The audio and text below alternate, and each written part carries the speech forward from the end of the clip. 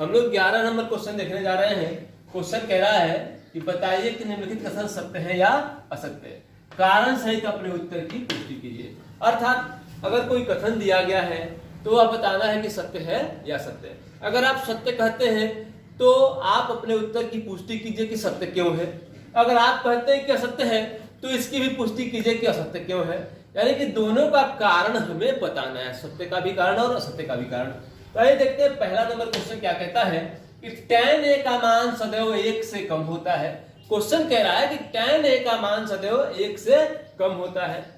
तो tan a का सूत्र होता है, हम थोड़ा सा सोचते हैं इस पे कि tan a का सूत्र होता है लंब बटा आधार, लंब बटा आधार।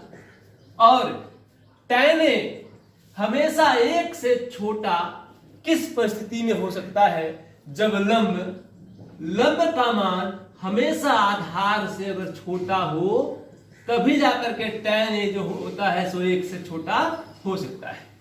अगर लंब हमेशा आधार से छोटा हो तभी जाकर के tan a का मान हमेशा 1 से छोटा रह सकता है। लेकिन अलग अलग परिस्थितियों में अलग अलग स्थितियां उत्पन्न होती हैं। कभी लंब आधार से बड़ा होता है और जब लंब आधार से बड़ा हो जाएगा उस परिस्थिति में tan a का मान 1 से बड़ा होगा। कभी लंब आधार से छोटा होता है तो उस परिस्थिति में tan a का मान 1 से छोटा होगा। और कभी लंब और आधार दोनों आपस में बराबर होते हैं, उस परिस्थिति में tan a का मान 1 होगा। तो इस प्रकार से इसका कहना असत्य है कि tan a का मान सदैव 1 से कम होता है। यह कथन जो है सो असत्य है। अब हमें अपने उत्तर की पुष्टि करनी है कि असत्य क्यों है। तो कारण देंगे हम लोग। इसके 3 स्थितियां उत्पन्न होंगी। प्रथम स्थिति में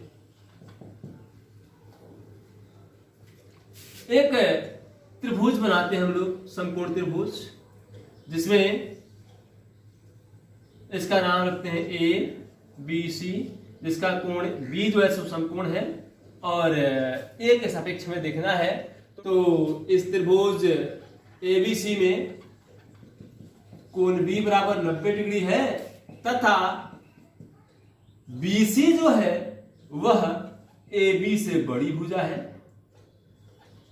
नहीं, BC भुजा जो है सो AB से बड़ी है। इसलिए tan A बराबर लंब बटा आधार होता है। तो कोण A के लिए लंब जो है सो BC है और आधार कौन है, AB है।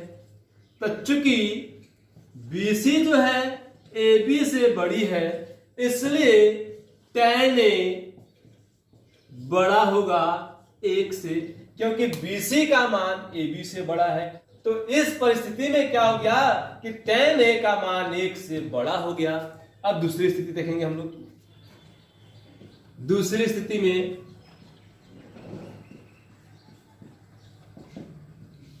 एक त्रिभुज लेते हैं हम लोग ABC,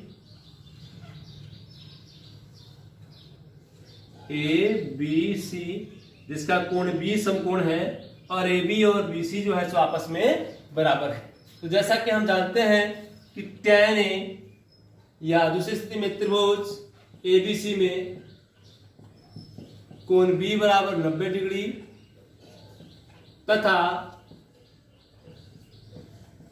AB बराबर BC है। इसलिए tan A बराबर लंब बटा आधार होता है। तो इसके लिए लंब BC और आधार AB। अब चूंकि AB बराबर BC है इसलिए जब दोनों बराबर है तो इसका मान 1 हो गया। tan A बराबर 1 के हो जाएगा। तीसरी स्थिति में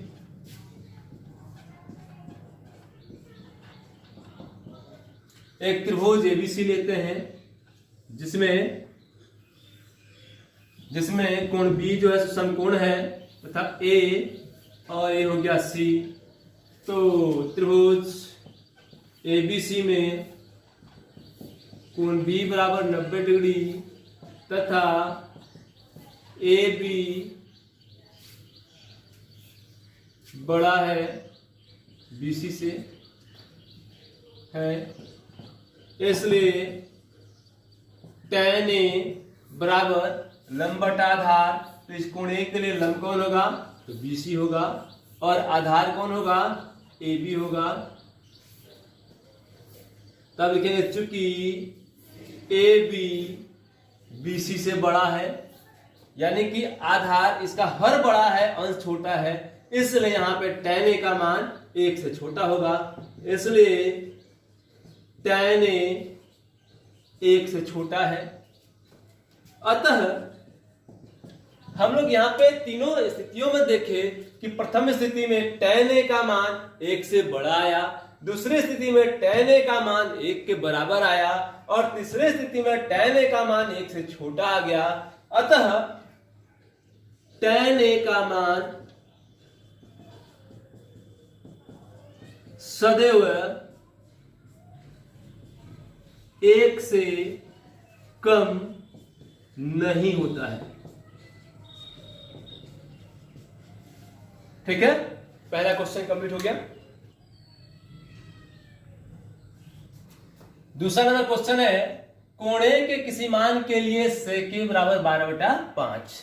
तो जैसा कि हम जानते हैं कि sec थीटा बराबर कर्ण बटा आधार होता है। sec थीटा बराबर यानी sec ए बराबर कर्ण बटा आधार होता है, और आधार जो और कर्ण जो होती है, और कर्ण जो होती है किसी भी समकोण त्रिभुज की सबसे लंबी भुजा होती है, अर्थात यह आधार से हमेशा बड़ा होगा, इसलिए sec ए बराबर 12/5 सत्य है। तो लिखेंगे उत्तर इसका हो जाएगा सत्य है। कारण लिख देंगे चूंकि sec ए बराबर कर्ण बटा आधार तथा कर्ण हमेशा आधार से बड़ी होती है, इसलिए sec ए बराबर 12/5 सत्य है। तीसरा नंबर क्वेश्चन है cos ए कोण ए के कोसेकेंट के लिए प्रयुक्त संक्षिप्त रूप है। तो यह गलत है, असत्य है, क्योंकि कोण ए के कोसेकेंट का संक्षिप्त रूप cosec ए होता है तथा cos ए कोण ए के कोसाइन का संक्षिप्त रूप होता है। तो इसका उत्तर हो गया असत्य है। कारण होगा इसका क्योंकि कोण ए के कोसेकेंट के लिए प्रयुक्त संक्षिप्त रूप cosec ए होता है तथा cos ए कोण ए के कोसाइन के लिए प्रयुक्त संक्षिप्त रूप है। ठीक है, यानी कि cos ए जो है सो कोसाइन कोने के कोसाइन के लिए प्रयुक्त संक्षिप्त रूप है, और कोने के कोसेकेंट के लिए प्रयुक्त संक्षिप्त रूप cosec ए होता है, न कि cos ए होता है। चौथा नंबर क्वेश्चन है cot ए cot और a का गुणनफल होता है। तो जैसा कि हम जानते हैं कि a से अलग रहकर त्रिकोणमिति में या गणित में cot का कोई अपना महत्व ही नहीं है, इसका कोई अर्थ ही नहीं होता है, इसलिए ए से अलग रहकर अगर इसका कोई विशेष अर्थ होता है तो हम कहते हैं कि कॉट और ए का गुणनफल है। लेकिन ए को अगर अलग कर दे तो इस कॉट का कोई अर्थ ही नहीं होता है, इसलिए कॉट और ए का कोई गुणनफल नहीं है।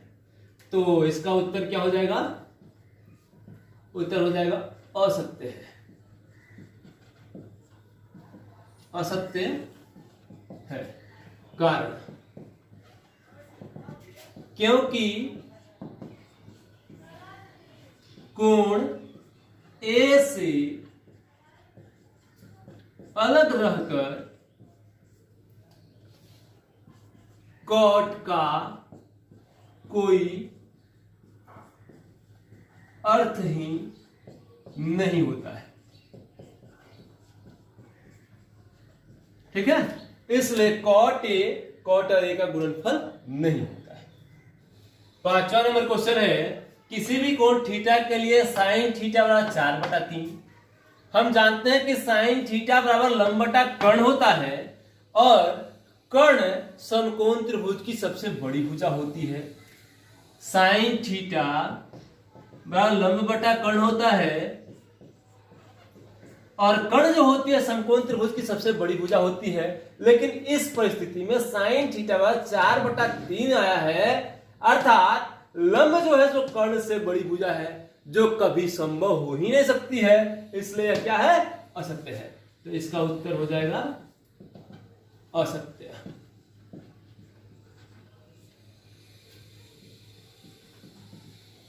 असत्य है। कारण लिखेंगे क्योंकि साइन थीटा बराबर लंब बटा कर्ण और कर्ण समकोण त्रिभुज की सबसे लंबी भुजा होती है।